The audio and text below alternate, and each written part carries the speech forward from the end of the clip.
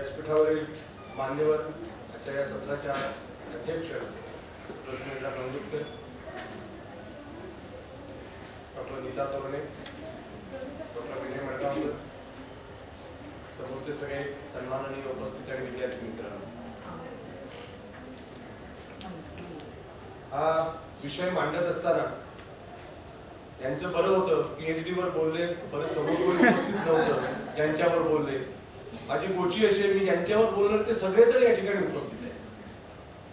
मला एक काही गोष्टी नमूद केल्या पाहिजेत की साधारणतः केअर लिस्ट 2018 पासून केअर लिस्ट हे सुरू झालं आणि त्याच्यानंतर मला वाटतं 2020च्या आसपास पेडणे कॉलेजमध्ये पण सेंटर सुरू झालं आणि गोवा युनिव्हर्सिटीमध्ये मला वाटतं विनय मडगावकर साधारण 2019 पर्यंत 18ला कामाला लागले आणि आम्ही तर मी चिन्मय पूर्वा आम्ही सगळेजण 2020 मध्ये या ठिकाणी जॉईन झालो. मी सगळे सांगतोय का केअर लिस्ट मध्ये ज्यांचे निबंध मला वाटतं पदव्युत्तर स्तरावर असं म्हटल्यामुळे फक्त गोवा युनिव्हर्सिटी आणि जे सेंटर पेडणे कॉलेज आहे दोनच कडचे मी प्राध्यापकांनी ज्यांनी प्रसिद्ध केले त्यांचंच फक्त संदर्भ घेतलेला आहे. तर हे एवढंच जर बघितलं तर माझ्या याचं लक्षात येतं की आमच्या कॉलेजमध्ये साधारणतः म्हणजे 2022 पर्यंत आत्ताच 2 नवीन नियुक्त्या आमच्याकडे झाल्या, पण तोपर्यंतचे 5 आणि तिथले मला वाटतं जवळजवळ 3 असं जर धरलं 8 जण याच्यावर शिकवत होते. पण या 8 जणांपैकी जवळजवळ 5 जणांनी यामधनं लेखन केलेलं आहे आणि तेही सांगतो फार महत्वाचं आहे की जे 2018-19 नंतर कामाला म्हणजे या ठिकाणी झाले किंवा त्याच्यानंतर त्यांचं केंद्र सुरू झालं त्यांचं सगळ्यांचं लेखन आहे. त्याच्या अगोदरचं मात्र कोणी लेखन याच्यामध्ये केलेलं दिसत नाही. त्याच्यामुळे एकूण या सगळ्या संदर्भामध्ये मला वाटतं मी सुरुवातीला थोडं या केअर लिस्ट बद्दल सांगेन कारण मला ते सांगावं फार महत्वाचं. तपस्वी सरांच्या सकाळच्या ह्याच्यात पण तो फार महत्वाचा विषय आलेला होता की 28 नोव्हेंबर 2018 रोजी UGCनं consortium academic and research ethics CARE हे सुरू केलं आणि त्याची घोषणा केली आणि हे करताना काही निश्चित हेतू होते आणि ते हेतू त्यांनी अगदी विस्तृतपणाने सांगितलेले आहेत. त्याच्यातलं जर थोडक्यात सांगायचं झालं तर संशोधनात्मक लेखनाचा दर्जा सुधारणं, गुणवत्ता सुधारणं, जे मानांकन आहे ते उच्च स्तरावर राखली जाणं, आंतरराष्ट्रीय दर्जा राखणं, मूल्यावर्धित अशा प्रकारचं प्रकाशन व्हावं, निबंध लेखनाचे तंत्र कसोशीनं पाळलं जावं, प्रसिद्ध झालेल्या लेखनाची विश्वासार्हता जपली जावी, संशयास्पद, खोट्या, फसव्या, बाजारू शोधपत्रिकांमधून शोध निबंध करण्यापासून सगळ्यांना मज्जाव केला जावा किंवा सावध केलं जावं, हा सगळ्या मागचा उद्देश आहे. परंतु जी केअर लिस्ट मराठीची आहे ती बघितल्यानंतर हा हेतू साध्य केला जातो की नाही हा सगळ्यात माझा समोर सगळ्यात मोठा प्रश्न आहे. म्हणजे बघा ह्याच्यातनं जे प्रसिद्ध होतं त्या लेखनाचं स्वरूप काय, ते संशोधनात्मक आहे का, शोध निबंध प्रकाशनाची जी उच्च दर्जात्मक मानांकन आहेत ती पूर्ण करण्याकरता या शोधपत्रिका परिपूर्ण आहेत का, हा सर्वात मोठा प्रश्न आहे. कारण याच्यातले जे अनेक नियतकालिक किंवा जे अंक आहेत ते ललित स्वरूपाचं लेखन प्रकाशित करणारे आहेत आणि अनेक नियतकालिकांकडे पाठवलेल्या किंवा त्यांच्याकडे त्या समीक्षा करण्याची किंवा त्यांचं अभ्यास मंडळ किंवा त्यांचं बोर्ड ऑफ एडिटरच नाहीये, अशा प्रकारची अनेक जणांची गोष्ट आहे. काही जे उदाहरणार्थ केलेले भाषांतर हे या केअर लिस्ट मध्ये कसं येऊ शकतं कारण ते फक्त ललित साहित्याचं भाषांतर करतं आणि तेही 4 परदेशी भाषांचं. त्याच्यामुळे हा याच्यामध्ये कसा येऊ शकतो मला खरंच कळत नाही. त्याचप्रमाणे ललित सारखं जे मासिक आहे त्यांचे ठराविक लेखक आहेत त्यांचं छापतं, दुसरे तो कोणाचं छापतच नाही, त्यांचं केअर लिस्ट मध्ये नाव कसं काय असू शकतं, मला हाही दुसरा फार मोठा प्रश्न आहे. साधनासारखं साप्ताहिक याच्यात कसं काय असू शकतं, म्हणजे तुम्ही काय दर्जा ठरवलाय मला अक्षरशः काही कळत नाही. त्यामुळे अशा प्रकारचं हे ज्या अनेक गोष्टी आहेत त्यामुळे ही केअर लिस्ट करण्याची जी काही पद्धती असेल ती बदलण्याची गरज आहे. अन्यथा दर्जेदार लेखनासाठी म्हणून जे काही करण्यात आलेलं आहे त्याच्यातनं अत्यंत दर्जाहीन लेखन हे प्रसिद्ध होण्याची खूप मोठी शक्यता आहे. त्याच्यामुळे खरं तर याचा अत्यंत गांभीर्यानं या सगळ्याबद्दलचा विचार केला पाहिजे.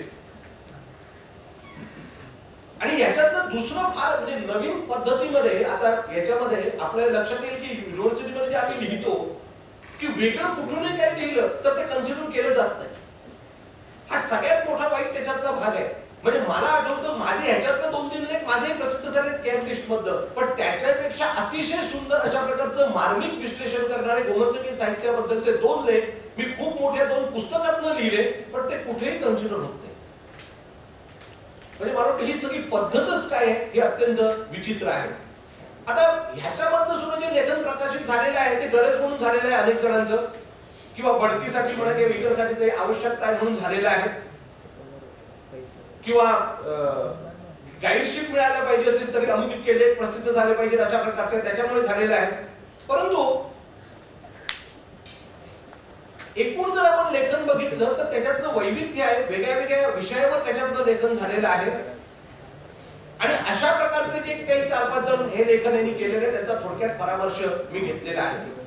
साधारणतः 2019 ते 2022 एवढाच हा कालावधी आहे. डॉक्टर विनय मडगावकर यांचे या काळामध्ये 7 लेख प्रसिद्ध झालेले आहेत केअर लिस्ट बद्दल. चिन्मय घैसास यांचे 9 लेख प्रसिद्ध झालेले आहेत, पैकी त्याच्यातले 2-3 हे भाषांतर आहे हे मला सांगितलं पाहिजे. डॉक्टर नीता तोरडे यांचे 5 झालेले आहेत. परंतु इथे आणखी मी गोष्ट सांगतो, त्यांचा एक आहे तो अजंठा मधनं आहे या जमदन मधनं, आणि दुसरा आहे तो शिविम मधनं आहे. परंतु त्यांनी महिलांना विचारलं की म्हणाले तेव्हा केअर लिस्ट मध्ये होते. एक खूप मोठा प्रॉब्लेम आहे, कधी कुठचं मासिक केअर लिस्ट मध्ये होतं अंक आणि कधी तो बाहेर आला हे कुठेच पुढे अजिबात मिळत नाही. कारण ती एकदा अपडेट त्यांनी लिस्ट केली की जुनं काहीच मिळत नाही. त्याच्यामुळे एखादा अंक कधी होता, कधी बाहेर आला किंवा परत कधी घेतला हे शोधणं हे अतिशय कंटाळवाणं आहे. आणि याच्यामुळे याचा अभ्यास कसा करायचा हा सगळ्यात मोठा प्रश्न आहे. त्या ठिकाणी त्यामुळे हे मी ही जी मर्यादा आहे ती सांगितलेली आहे. मी सुरुवातीला विनय मडगावकर यांचे जे लेख आलेले आहेत त्यांचं घेतलं. विनय मडगावकरांच्या 7 लेखांपैकी त्यांच्यातले जे मला वाटतं 4 लेख आहेत ते भाषा इतिहास संशोधन किंवा ऐतिहासिक लेखन किंवा त्यापेक्षा नेमकेपणाने सांगायचं झालं तर शिवकाळ आणि गोमंतक याच्या संदर्भात आहे. त्याच्यातले 3 काय म्हणू आपण त्याला ह्याच्याबद्दलचे शिलालेखांबद्दलचे आहेत किंवा शर्तनामाबद्दलचे, आणि एक ते त्या काळावरचं नाटक आहे त्याच्यावरचं आहे. शिवछत्रपतींचा शर्तनामा हे त्याच्यामधलं आहे. मी प्रत्येकाचं सार आणि हे वाचत राहत नाही त्याच्यामुळे खूप उशीर होईल. राजा शिवछत्र निर्मितीचे सप्तकोटेश्वर मंदिरातील संस्कृत शिलालेखावर आहे. आणि शिवरायांच्या गोमंतक मोहिमेवर आधारित दर्जेदार नाट्यविष्कार शिवगोमंतक याच्यावर देखील वेगवेगळ्या याच्यामधनं हे प्रसिद्ध झालेले आहेत. याच्यावर एक थोडक्यात हे जर सांगायचं झालं तर हे लेखन अत्यंत मौलिक स्वरूपाचं आहे. पोर्तुगीजांनी गोव्यावर कशा प्रकारे अन्याय अत्याचार केले आणि छत्रपती शिवाजी महाराजांनी आणि मराठा राज्याने त्याचा कसा प्रतिकार केला हे याच्यातनं आपल्याला अतिशय सुंदरपणानं दिसून येतं. त्याच्या संदर्भात जो शिलालेख आहे किंवा शर्तनामा आहे त्याच्यातले सगळे उल्लेख हे अत्यंत महत्वाचे आहेत. परंतु मला एक वाटतं ऐतिहासिक दृष्ट्या त्यांनी अतिशय सुंदर चिकित्सा याची केलेली आहे, परंतु भाषिक चिकित्सा जी त्याची झाली पाहिजे होती ती भाषिक चिकित्सा झालेली नाही. आणि मला वाटतं मराठीच्या संदर्भात विचार करत असताना या सगळ्याची भाषिक चिकित्सा ही झाली पाहिजे होती की शिलालेखाची भाषा, तत्कालीन भाषेचं स्वरूप, तत्कालीन लेखनिक भाषेचं स्वरूप याचा खूप मोठा अभ्यास याच्यामध्ये, किंवा शर्तनामाची जी भाषा आहे त्याच्यातले जे सगळे शब्द आहेत त्या निमित्तानं खूप मोठा अभ्यास करताय, किंवा फारसी आणि अरबीचा त्याच्यावरचा परिणाम, तत्कालीन लेखन पद्धती, लेखन स्टाईल याच्यावर खूप अभ्यास करता आला असता. आणि विष्णू सुर्या वाघांची नाटकाची सुद्धा त्यांनी ऐतिहासिक दृष्टीने सगळं सांगितलेलं आहे, परंतु त्यांचं भाषिक चिकित्सा, निर्मिती आणि सादरीकरण ह्या अंगानेही त्याचं मूल्यमापन झालं पाहिजे होतं. मला वाटतं ते मूल्यमापन त्याच्यात तेवढं झालेलं नाही. त्यांनी भाषांतरा संदर्भात एक अतिशय सुंदर दुसरा जो लेख लिहिलेला आहे तोही अत्यंत महत्वाचा आहे. आणि आधुनिक काळात भाषांतराचं स्वरूप किती महत्वाचं आहे त्यांनी अतिशय सुंदरपणानं त्याच्यातनं सांगितलेलं आहे. त्याच्यानंतर शिवोलीचा जो लोकजागर आहे त्याच्यातनं हिंदू आणि ख्रिश्चनांचं एकतेचं दर्शन कसं घडतं आणि गोव्यातले लोक परंपरेचं किती सुंदर आहे याचे अतिशय सुंदर विश्लेषण त्यांनी केलेलं आहे. आणि त्याच्यामुळे तोही अतिशय महत्वाचा गोव्यातलं लोकजीवनाच्या संदर्भातला आहे. आणि त्याच्यानंतर पंचधारामधनं शंकर रामाणीचा विशेष शंका होता, त्याच्या संदर्भामध्ये त्यांचा जो आभाळ वाटा हा संग्रह आहे त्याची त्यांनी अतिशय सुंदर अशा प्रकारचं विवेचन त्या संग्रहातल्या कवितांचं केलेलं आहे. अत्यंत विस्तृतपणाने ते केलेलं आहे. परंतु एक मला गोष्ट कळली नाही, कारण त्याच्यामध्ये त्यांनी शंकर रामाणीच्या कवितेची तुलना करत असताना बाभो बोरकर, दाव कारे यांच्यासोबत जीवनमुक्त महाराजांचं नाव घेतलेलं आहे, जे मला आणखी अभ्यासामध्ये कुठेही मिळालं नाही.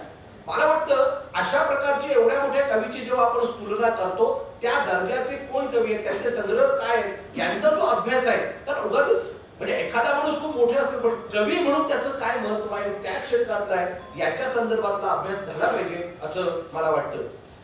या सगळ्या आमच्या प्रकाशित करण्यामध्ये खरंच मला चिन्मयचं खूप कौतुक वाटतं, कारण अत्यंत छोट्या काळात त्यांनी एवढी या केअर लिस्ट मधनं प्रसिद्धी केलेली आहे. 9 त्याचे विविध प्रकारचे लेख प्रकाशित झालेले आहेत. आता त्याच्यातले काही अनुवादक आहेत आणि त्या अनुवादामध्ये सांगायचं तर एका कोकणी कथेचं त्यांनी याच्यामध्ये रूपांतर केलेलं आहे, एका फ्रेंच कथेचं, मला वाटतं मगाशी तपस्वी सरांनी त्याचा उल्लेख केलेला होता, एका फ्रेंच कथेचं त्यांनी आणखी एका फ्रेंचच्या प्राध्यापकासोबत मराठीमध्ये त्यांनी भाषांतर केलेलं आहे. अतिशय सुंदर मोपासूच्या त्या कथाचं भाषांतर आहे.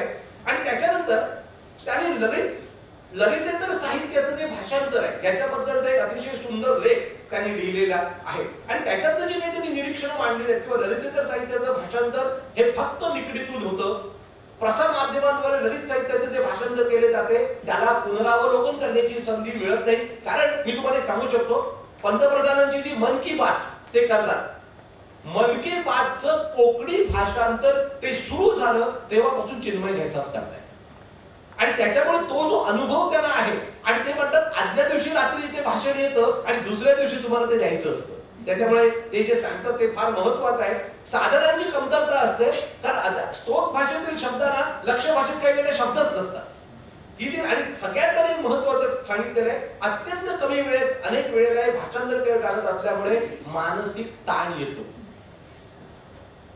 आणि ही जी त्यांची निरीक्षण आहेत ती मला अतिशय महत्वाची वाटतात.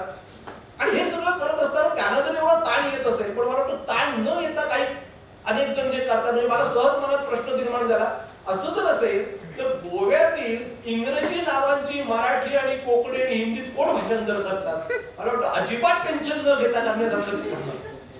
त्याच्यामुळे ते जे कोण करतात त्यांच्याबद्दल मला अतिशय त्यांच्याबद्दल जिव्हाळा निर्माण झालेला आहे. त्याच्यानंतर ते नाटकाचा अभ्यास करतात आणि 2 नाटकं, पालचीतची विहीर, त्याचप्रमाणे जयद्रथ विडंबन याचं तरी, कारण पालचीतची विहीर हे हिराबाई पेडणेकरांवर आधारित नाटक आहे आणि जयद्रथ विडंबन हे त्यांनी स्वतः लिहिलेलं नाटक आहे. त्यामुळे त्या दोन्ही नाटकांचा वेगळ्या वेगळ्या अर्थाने त्यांनी परामर्श घेतलेला आहे. मी डिटेल सांगतो, मी ते लिहिलंय.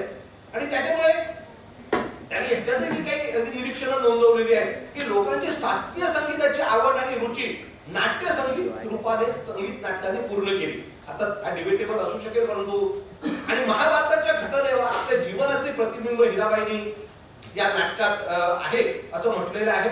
पण मला याच्यातले की 2 निरीक्षणं ती पटत नाहीत. कारण जे ज्या प्रसंगाचं जयद्रथ विडंबन मध्ये वर्णन आहे, द्रौपदीच्या सोबतीचे 5ही पती त्या ठिकाणी आहेत हे आपण लक्षात घेतलं पाहिजे. त्या वेळेपुरते फक्त नाहीयेत, परंतु याच्या उलट हिराबाई पेडणेकर मात्र आयुष्यात एकटी आहे, तिच्या बरोबर कोणीच नाहीये. त्याच्यामुळे त्या जीवनाचं प्रतिबिंब त्याच्यामध्ये आहे असं आपण कुठच्या संदर्भात म्हणणार हे मला फार महत्वाचं वाटतं. आणि दुसरं, 1903 मध्ये नाटक लिहिलं गेलं आणि मला वाटतं 1922 मध्ये ते रंगभूमीवर आलं, 2000. आणि 100 वर्षाचा जो हा काळ गेला त्याच्यामध्ये, तर त्याने जे कारण मी मोठं त्याच्यामध्ये करत असताना असं म्हटलंय की तत्कालीन काळ किंवा तत्कालीन परिस्थिती आणि त्यांना कमी लेखलं गेलं, त्यांना अनुलेखानं मारलं गेलं त्याच्यामुळे. परंतु असं जर असेल, त्यांचं दुसरं नाटक लगेच रंगमंचावर आलं. त्याच्यामुळे हे नाटक त्यांचं रंगमंचावर आलं नाही याच्यात कारण त्यांची उपेक्षा असण्यापेक्षा या नाटकात काहीतरी कमतरता आहे असं त्यांना स्वतःच वाटत असावं आणि त्याच्यामुळे त्यांनी ते रंगमंचावर येऊ दिलं नसावं अशी मला शक्यता जास्त वाटते.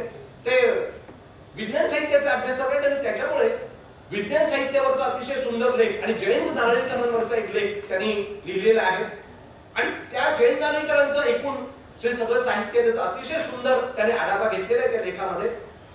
आणि त्यांनी असं म्हटलं की विज्ञान साहित्य ही प्रबोधनाची भूमिका घेऊनच निर्माण होते आणि त्या संदर्भातच ते आहे. तर माझ्या मनात असा प्रश्न आहे की जे साहित्य फक्त प्रबोधनाची भूमिका घेऊन जर निर्माण होत असेल तर त्याला आपण कितपत महत्व द्यायचं, हा सगळ्यात मोठा महत्व आहे. कारण प्रबोधन हा साहित्याचा मूळ हेतू फक्त असू शकत नाही हे आपल्याला सगळेजण सांगताना दुसरं एकूण त्यांनी चित्रपट आणि सिरियल्स आणि विज्ञान याच्याबद्दलचा एक आढावा घेणारा लेख लिहिलाय. अतिशय सुंदर त्याचं विश्लेषण त्यांनी केलंय की फॅन्टसी आणि फिक्शन यामध्ये फरक त्यांनी अगदी नेमकेपणानं सांगितलाय. परंतु त्याचं जे उपयोजन केलं ते मात्र मला तेवढं पटलेलं नाही. कारण mister India, Tarzan the wonder car, कोई मिल गया, झपाटलेला, ह्याला कुठच्या आधारानं विज्ञानपट म्हणायचं? माझ्या दृष्टीने ही निव्वळ फॅन्टसी आहे. कारण विज्ञानाचा कुठचाच आधार त्याला नाही. किंवा शक्तिमान सारखी सिरियल, मला वाटतं ह्या ठिकाणी त्यांनी पुनरावलोकन करण्याची हे जे त्यांनी, मला असं वाटतं कदाचित त्याचं उत्तर त्यांचं, कारण मला असं वाटतं फॅन्टसी आणि फिक्शन याच्यामधल्या सीमारेषा अत्यंत पुसट आहेत आणि त्याच्यामुळे अशा प्रकारे लिहित असताना खूप आपण गंभीर झालं पाहिजे. आणि त्याच्यानंतर जो पंचधाराचा रामायण विशेषांक आहे त्याच्यातनं त्यांनी त्यांच्या दर्पणीचे दीप मध्ये अतिशय सुंदर त्यांच्या कवितेचा आस्वाद घेतलेला आहे. अनेक विशेष त्यांनी नोंदवलेले आहेत. त्याच्यामध्ये निसर्गातील सर्जनाची त्यांच्या मनात असलेली उत्सुकता, मानवी जीवनाची क्षणतोंदरता, मानवी भावना व्यक्त करण्यासाठी निसर्गाच्या प्रतिमा, व्यक्तिचित्रणात्मक कविता, या सगळे विशेषण त्यांनी नोंदवलेली आहेत.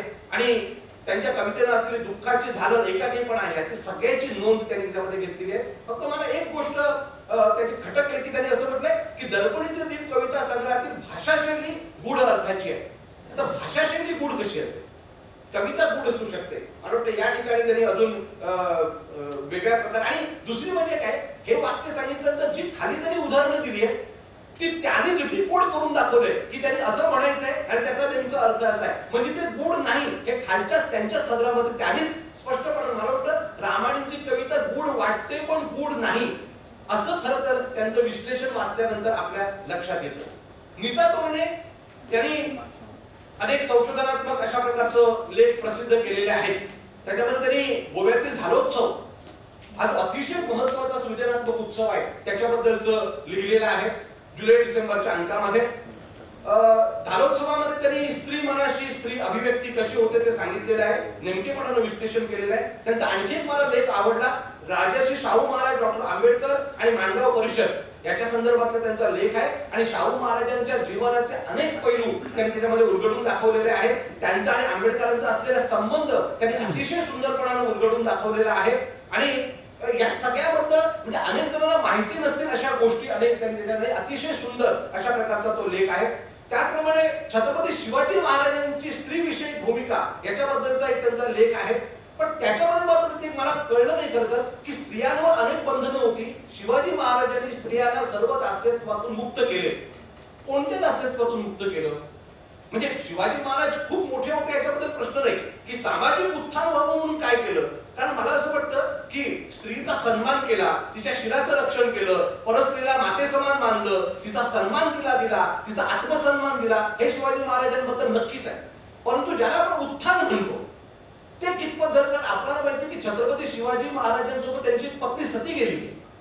म्हणजे इतका जर सामाजिक विचार होता तर शिवाजी महाराजांच्या बरोबर त्यांची पत्नी कशी काय सती गेली? हा जो सामाजिक उत्थानाचा आपण विचार मांडतो तो तेवढाच बरोबर नाही. कारण सामाजिक उत्थान जेव्हा आपण म्हणतो, मला वाटतं ते जे दास्यत्व मुक्तीची जी स्त्रीची कल्पना आहे ती ज्योतिबा फुले आणि सावित्रीबाई फुले यांच्या नंतरच खऱ्या अर्थानं महाराष्ट्रात सुरू झालेली आहे, हे आपण निश्चितपणानं या ठिकाणी.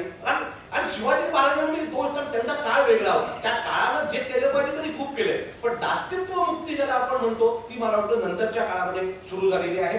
कोविडच्या संदर्भातला त्यांचा एक अतिशय सुंदर लेख आहे आणि त्याच्यामध्ये त्यांनी अनेक कोविड आणि ही ऑनलाईन पद्धतीमुळे झाल्यामुळे काय होतं याचं अतिशय सुंदर विश्लेषण त्यांनी त्याच्यामध्ये केलेलं आहे. पण तुम्हाला एकच तिथे नोंदवायचं आहे, या कोविड आता गेलेला आहे पण कोविडमुळे मुलांच्या हातात मोबाईल गेले, ते परत काढून घेणं खूप कठीण झालं आणि याचा फार मोठा दुष्परिणाम आपल्याला सगळ्यांना होतोय.